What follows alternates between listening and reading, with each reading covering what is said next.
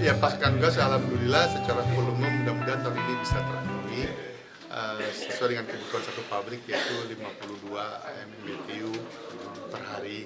Ya insya Allah dengan pasokan gas yang sudah lancar ini produksi kami bisa lebih efisien dan harga produksinya bisa turun. Gitu.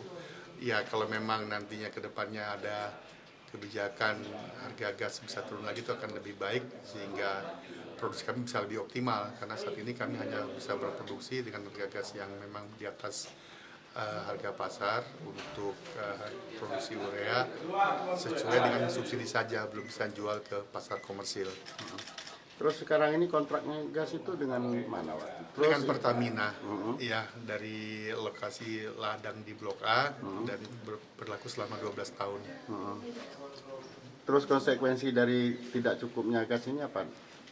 Gasnya ada, hanya masalah di harga tadi yang memang biaya produksi kami dengan harga gas yang saat ini kita berkontrak itu lebih tinggi daripada harga pasar sehingga kita hanya bisa berproduksi sesuai dengan alokasi subsidi yang diberikan. Ya harapannya ke depannya kita bisa lebih baik lagi, ya bisa berproduksi dengan lancar dan pasokan gas juga tidak mengalami gangguan sehingga kebutuhan baik untuk subsidi bisa dipenuhi dengan baik oleh Iskandar Muda. Pak, tadi ada pernyataan soal jual lepas tentang aset perumahan AAF. Itu maksudnya apa?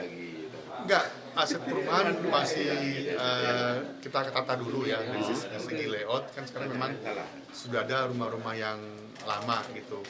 Ya tentunya nanti setelah kami selesai kita akan buat perencanaan lebih baik mengenai layout dari area perumahan tersebut sehingga nanti mana perumahan, mana nanti mungkin area komersil dan area lain sejalan dengan perkembangan KEK bisa kami siapkan di area perumahan XAF itu. Bisa juga bekerjasama dengan pihak ketiga, baik yang nanti tadi kalau rumah-rumah mau beli langsung atau mau menyewa tanah-tanah yang ada untuk dikomersialkan. Dengan pengembang maksudnya? Iya bisa saja, kami terbuka lah. Insya Allah tahun ini akan dimulai prosesnya.